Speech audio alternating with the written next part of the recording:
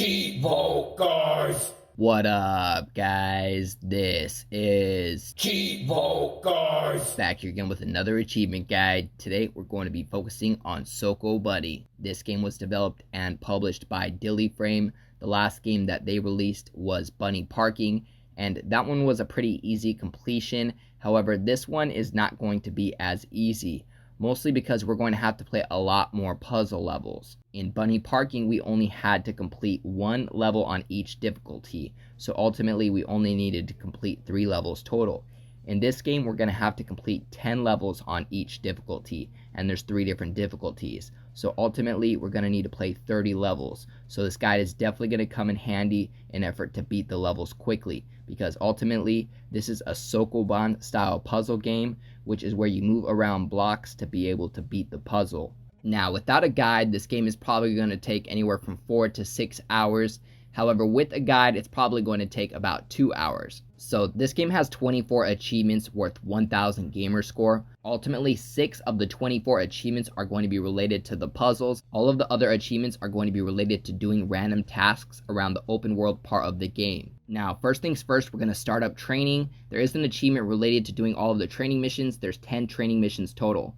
You want to make sure that you put on show hints. Unfortunately, the show hints feature is only available in the training part of the game. It's not available in the regular missions. So I recommend taking advantage of it while we're in training. It's just going to help you learn how to play. Now, while you're in training, you want to make sure you press X at least once. This reverses your move. It's kind of like the undo button.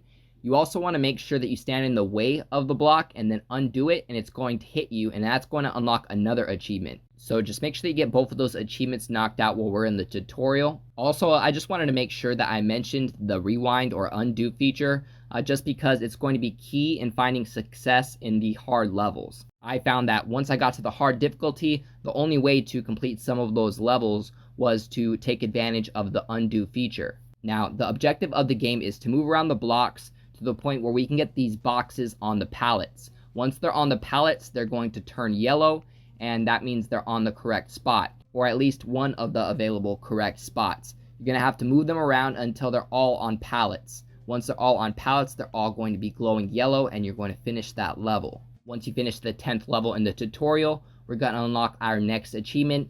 Don't worry if it doesn't pop right away. It appears to be similar to Bunny Parking, their previous game, and the achievements are just a little delayed. Sometimes they pop up like 10 or 20 seconds late. But yeah, that's going to unlock the I Tried achievement for 20 gamer score.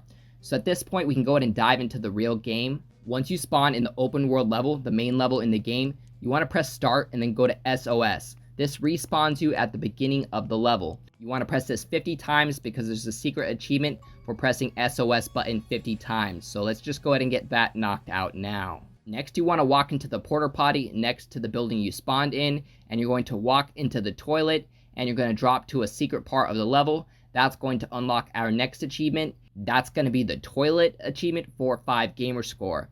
Then we can go ahead and press start, and we're going to press the SOS button to spawn us back to where we started. Next, you're going to exit the building. You're going to walk over to the left, and here's where you can change the color of your bunny. You're going to press A to kick. Just go ahead and kick one of the paint buckets, and that's going to trigger the I'm Unique achievement for 5 gamer score. After that, you want to walk up to the bunny paint building, and you want to kick the door, and this is going to pop some extra bunnies out of the building, and that's going to get us our next achievement for 10 gamer score called More Bunnies. That's actually the last achievement I ended up getting in the game because I was trying to figure out just how to get that one. I had to figure out all of these on my own.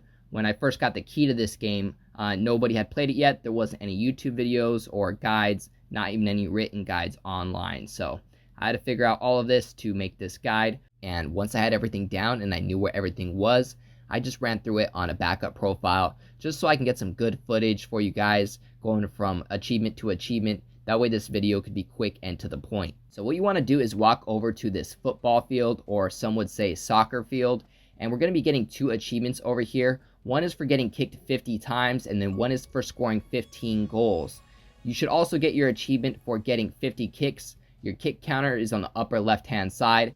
Every time that you kick something, let's say a bunny, a chicken, or an object, you actually get a kick point. So we're going to end up using those kick points for a few things. We're going to need 150 kick points for one of our power-up achievements, and then we're going to need 100 kick points to buy a skin for a car. But yeah, it may take a few minutes to score the 15 goals, but more than likely you're going to get kicked 50 times along the way because there's 2 other bunnies playing in the soccer field, and they're not going to like that you're trying to score goals on their football field, so they're going to kick you all the time. And unfortunately what happens is when they kick you over the fence and you have to walk around. But honestly, it's fine because you're going to need some time to score your 15 goals anyway. Much harder than bunny parking, where we didn't have any competition scoring those goals in that game. After you leave the soccer field, you want to walk up the hill. You're going to walk up that road and you're going to walk through the portal. This is going to teleport you to the other side of the level. That's going to unlock the portal achievement for 5 gamer score. After that, we can go ahead and fall off this mountain, and next we're going to go for an achievement for sitting in every single one of these lawn chairs. The most hidden one is the one right down the cliff, so we're going to get this one knocked out of the way. To sit in the lawn chair, you need to kick it, so press A next to it, and that's going to kick it, and it's going to put you in the lawn chair. Our next one's going to be on this little island right here. Luckily, we can swim in this game. In the bunny parking game, I do not believe that you could swim, so we're going to go ahead and swim over to this island. And there's actually going to be another achievement right here for smelling the grill, and all you need to do is hang out next to the grill for a couple seconds. I'm not too sure if you need to kick it or not. You might want to kick it just to be safe, but it takes a couple seconds to unlock. That's going to unlock the grill achievement for a 10 gamer score for smelling it. Next, we're going to swim over here. There's another lawn chair. This is going to be our 3rd one. So just make sure that you go sit in that. After that, we can go ahead and head back over. We're going to swim over to where people are diving off of into the lake. And there's going to be our last few lawn chairs over here. There's going to be 4 of them total. Make sure that you sit in all 4. Just walk up to each of them and kick them. After you've sat in all of the lawn chairs, your achievement's going to pop for 30 gamer score called Summertime. Also, if you feel that you're moving around slowly, you can hold in the left trigger to run. Next, we need to walk up to the forklift and you want to kick it to drive it. This is going to be unlocking our next achievement, and you just want to drive it over to the customization panel. First, it's going to unlock the I've Got a Car achievement for 5 gamer score for riding a car, which is really a forklift. Not too sure why they call it car. Next, you want to look over on the right hand side. It's a bit hidden, but you can buy different car bodies. I'd recommend buying the cheapest one, which is going to be 100 kicks. So if you don't have 100 kicks, you can just walk up to something and keep kicking it, like for instance the door on the porter potty. But once you have 100 kicks, you're going to be able to buy your first car body, and that's going to unlock the My Car is Beautiful achievement for 20 gamer score. Alright guys, and next we have our final miscellaneous achievement. After we get this one, all we need to do is complete the 30 levels and we'll have the full completion or platinum trophy. Now what we need to do is walk over to this hot carrot building and you need to kick it to enter it. This is where we could buy the power-ups in the game. The cheapest ones are going to be 10 kicks. Each of these power-ups last 1 minute.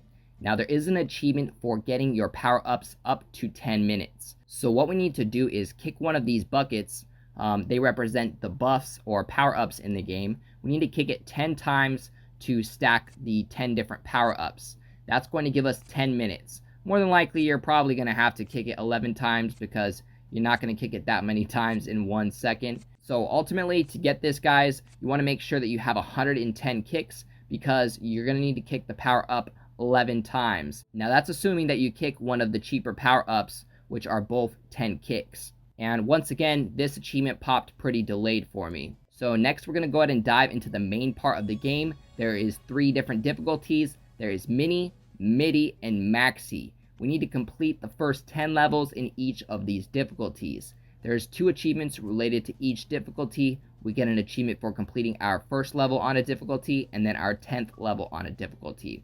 So you should only have 6 achievements left. They should all be related to completing the game on these 3 modes. Now, I'm not going to be voicing over the rest of this video. However, I did edit through all of my footage for you guys, and I got all of the puzzle solutions for you guys. So you can find the solution for all 30 puzzles in the rest of this video. At full length, the video was going to be over an hour and a half. So I went ahead and ×2'd the speed on the puzzle solutions. So it is going to be moving a bit faster, but I think that's going to be easier for you guys to see what's going on and make it quick and to the point, because let's be honest, this bunny moves and kicks pretty slow, especially when it's going to come to some of these puzzles where there are a lot of crates. Now, before I go, I do want to remind you guys, take advantage of the undo or redo button. You could press X to undo a block or a move. Now, this isn't completely necessary to beat the levels on the first 2 difficulties. However, once you get to the hardest difficulty, you're definitely going to need to do this to beat some of the hardest puzzles. So if you're watching my puzzle solution in this video and you see a block reverse, it's not telekinesis or a ghost, it's me pressing X to reverse my move. Now, I'm going to do my best to get some timestamps in the pinned comment below for each of these levels, just in case you guys are stuck on one specific level. You can refer to the pinned comment for the timestamp on that puzzle solution. Now, real quick, I forgot to mention about the achievement for kicking 1,000 times. You guys are going to get that one naturally. Don't even worry about it. I mean, the last level you have to play to get all of the achievements is going to require you to kick over 500 times. So don't worry about it. You're going to get that one naturally. Believe me. Other than that, guys, as always, I appreciate you guys tuning in. If you enjoyed this video, please leave a comment and don't forget to like and subscribe.